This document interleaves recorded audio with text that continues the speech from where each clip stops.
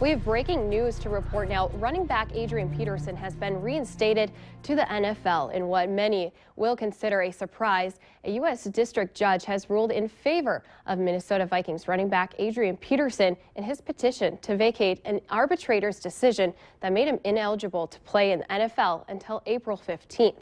Judge David Doughty says this order that NFL arbitrator Harold Henderson overstepped his authority in suspending Peterson, and according to rules agreed upon the league and the players' union.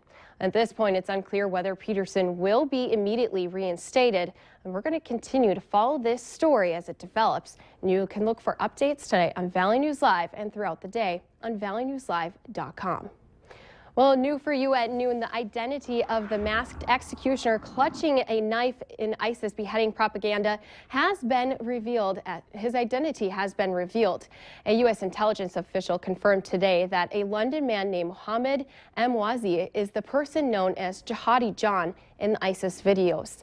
The militant's identity was first reported by the Washington Post, which cited friends and other familiars with this case.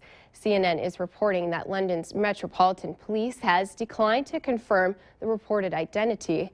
Jihadi John appears in videos showing the executions of 2 American and 2 Britain hostages. Also new at noon, Clay County sheriffs are investigating a death after a man was found dead Wednesday evening near train tracks. The body was found between Dilworth and and Glendon, and Clay County Sheriff's Department says they got the call around 5 p.m. on Wednesday. They are continuing to investigate, but say they don't suspect foul play at this time, and will continue to keep you updated on this story as it develops. Well, it's been bitterly cold despite that sunshine outside, so let's get a check of the weather with meteorologist Robert Hahn. Hi, Robert. Hey, good afternoon, Christy. Yeah, it's definitely been a cold one out there, and still many locations still below zero. We've got single digits above and below zero at this hour, and some areas right at the zero mark. Detroit, Lakes, Fergus Falls, and Sisseton all at zero. Here in Fargo, 2 above, 3 above.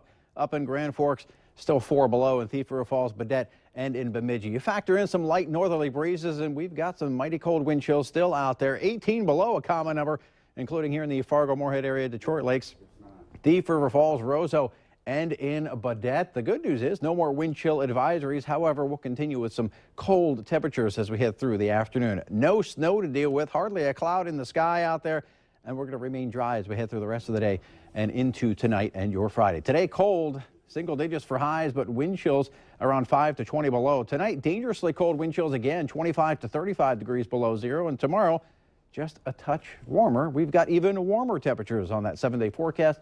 We'll show you that here in just a few minutes. All right, I'm looking forward to it. Thanks, Robert.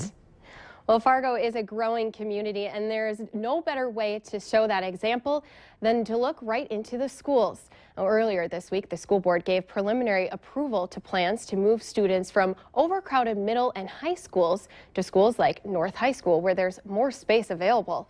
Now, if the plan gets the final approval next month, changes would start next school year. On the other side of town, the Eagle Education Center near Quartz Plus is set to become another elementary school next fall. It will hold 400 kids once construction on an addition is finished. The students from Lincoln, Centennial, and a few from Ed Clapp Elementary School would also be moved into the new building. Yeah, it's always difficult for families, and it's always hard, and sometimes those transitions are a little bit difficult, but we try to do everything we can to accommodate families and to make that as easy as possible. Now, the district is asking for feedback from parents. Starting Monday, the entire boundary district plan that was presented to the school board will be available to look at. They also encourage feedback about the Eagle Education Center plan.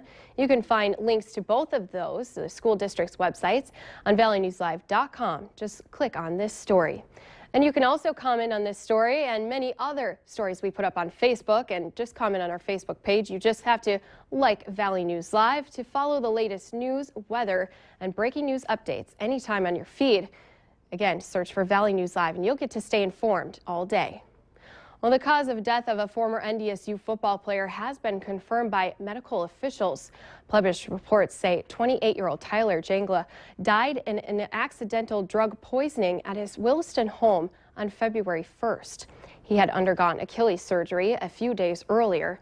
A medical examiner says the cause of Jangla's death was the use of 3 narcotic pain relievers, including hydrocodone. Fire crews are trying to figure out what started a fire early Thursday morning that destroyed a house in northern Cass County. A neighbor spotted the flames from across the street in Hunter, North Dakota around 12:30 a.m. And Cass County deputies say no one was living there at the time and no one was injured. The 2 men were remodeling the house to sell. And 1 firefighter has been released from the hospital after suffering injuries from a massive house fire overnight in the Twin Cities.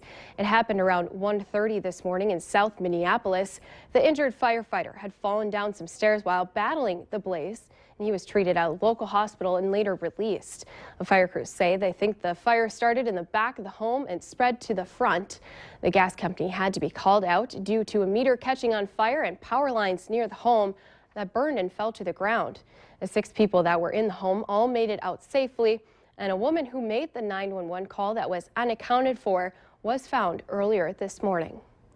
Well, North Dakota House lawmakers say no to the idea of requiring 2-person crews on all freight trains across the state. The vote was very close, decided by just 1 vote. And one of the sponsors of the bills says the deadly train crash near Larimore in January highlighted the need for 2-person crews. BNSF Railroad says it already has 2 operators on board trains passing through because of a collective bargaining agreement.